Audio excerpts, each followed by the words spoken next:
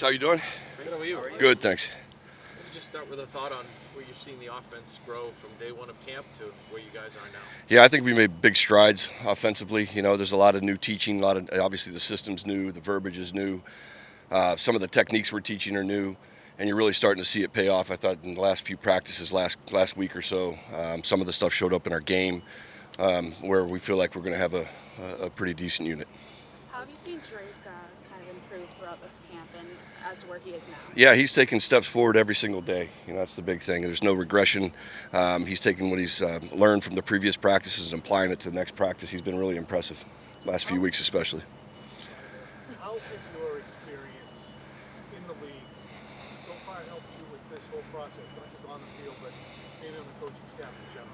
Yeah, I think the experience is vital. I've been doing this for a long time and seen a lot of issues, seen a lot of problems, solved a lot of those as well.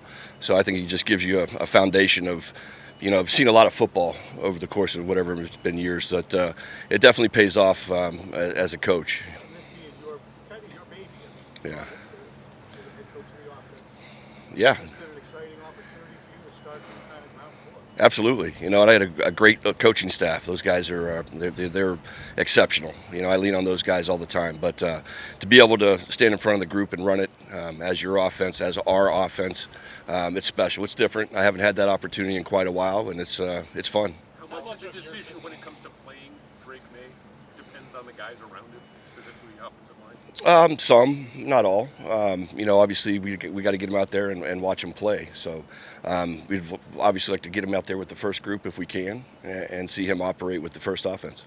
How much of your system do you feel like you're able to run through Drake at this point as opposed to tailoring the offense to him and his skill set? There's certain things we would do with Drake that maybe we wouldn't do with Jacoby, so there is a little bit of element of that. But our system is our system, and he fits it as well as Jacoby very well. You mentioned that it would be nice to see Drake with the first team offense. What's holding you back from that right now? Jacoby, right now he's our starting quarterback. So the good news is this week we'll get to play everybody. We're still in the evaluation process. We have one more preseason game, and our guys are going to play, so we'll have another chance to evaluate. Is there still a chance for Drake to be the week one starter? I'm sure. Coach said it's open competition. Obviously, we have one more game to go. I'm sure there's a chance. But I think as you go in, there's still a process of how you bring a rookie quarterback along. So I think that's important to remember it as well. Art has talked about your plan with Drake a lot, and he hasn't really given a lot of specifics on what the plan was for Drake this summer.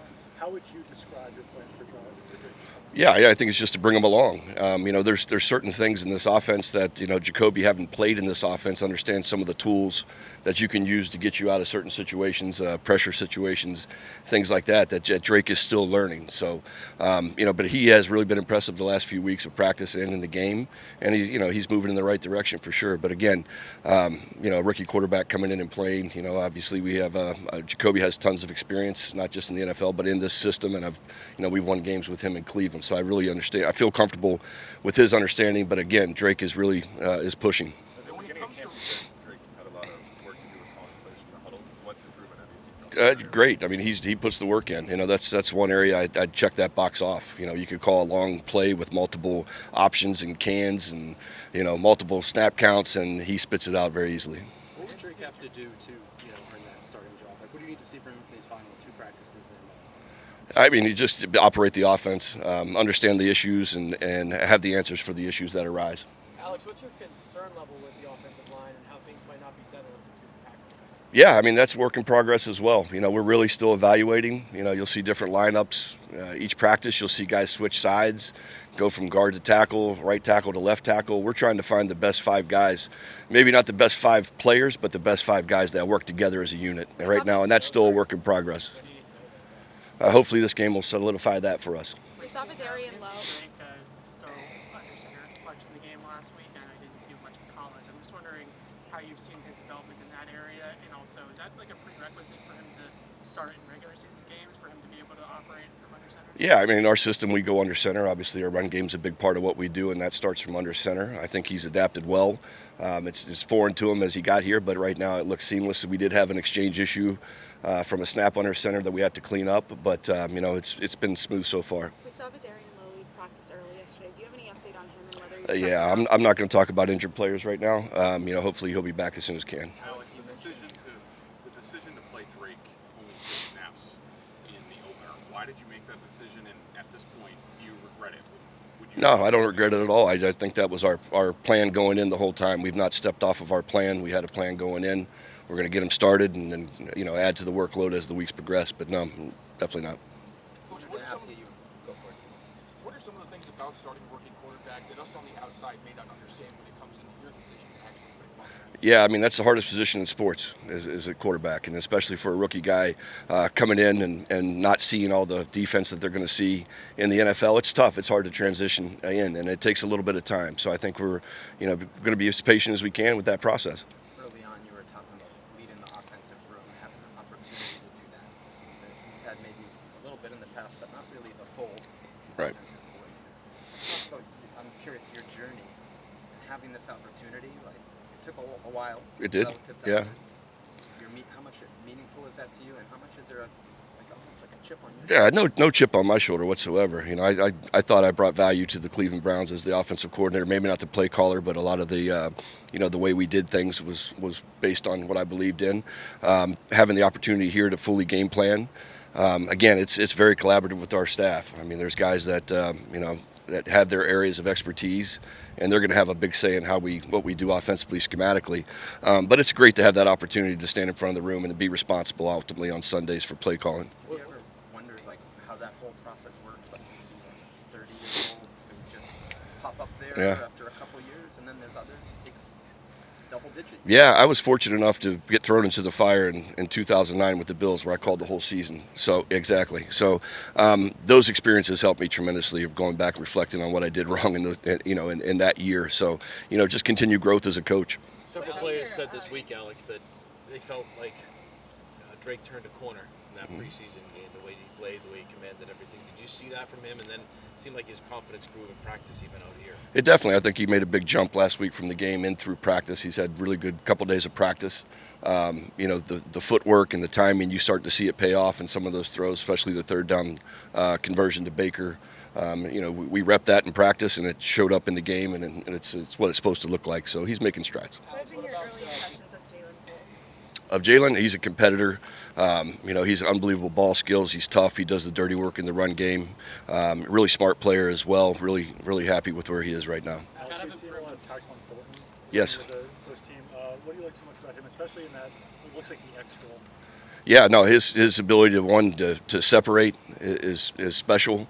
His speed down the field, his ability to run away from coverage and man coverage, all those things. And he's really been tough at the catch point this year, so he's getting stronger in that regard. Hopefully to see him shine here in this next game. Hey, Alex, you've used a number of guys behind David at center. Right. What are your impressions at that position, and how important specific is that position in this offense? I know it's an important position. Sure. Yeah, no, it's a critical position, and DA has been outstanding. He's taken the coaching, the leadership role that he plays for that offensive line group, and the offense in whole. Nick has done a great job stepping in and playing the center spot lately, and we don't really miss a beat there. I know when DA missed a few days, Nick came in and rolled with the ones, and it looked like it should. Alex, at quarterback, there's been a lot of talk about Drake, but with Jacoby, the way he's played the last couple of weeks, any concern there, and how much do you weigh how he's playing right now versus the totality of Sure. I mean, it looks different sometimes than what you see. Things happen differently in the game. We had a route that wasn't run correctly before the interception that would have hopefully walked into the end zone for us, and we're not even talking about it right now. So things come up in the course of the game. The first throw to Hooper, we had a chance there to convert that big third down, and we didn't. So it's a matter of inches. It's a matter of everybody being on the same page and doing the right thing all the time. But he's a solid guy. He's a solid leader. He puts the work in. He's been great with Drake and the other quarterbacks in the room from a mentor standpoint, and really happy with what he's done for us. Alex, two more questions. How much flexibility do you have in your offense to kind of tailor it to a quarterback? Drake said last week that you go over plays with him or plays that he likes or things that he likes. Do you have that kind of flexibility to kind of shape things to his strengths or Jacoby's? Absolutely. Again, it's the toughest position in sports, in my opinion. So for me to put something on a call sheet that the quarterback doesn't feel comfortable with should not happen. So we go through the lists each week. We take each player's favorites, and then I'm going to try to call those plays when those guys get into the game. So they're it's very collaborative. I weigh a lot on how they feel about the game plan and what plays that they like. So we'll get the rankings from each player. And generally, I go right down that list of their rankings. The worst thing in the world is to have a quarterback get a play that he does not like come through the headset. There's just no confidence in the execution of it, so we try to limit those early. Last question. It seemed like last week penalties were a bit of an issue, but this week only one in the game, and it Yes. seems like that's cleared up. What went into that, and how do you feel like your group has handled adversity this offseason? That's part of growth as an offense. We're multiple with our snap counts, so we challenge those guys. It helps them in the long run with the pass rush. We made strides. That was a definite area of emphasis going into the last game was our operation, not just at the line of scrimmage, but coming from the sideline, communicating personnel groupings, and be an excellent pre-snap. I think if we could control our pre-snap penalties and be good with our operation, at least gives us a chance to get going. Thanks, guys. Okay, thanks, guys. Appreciate it.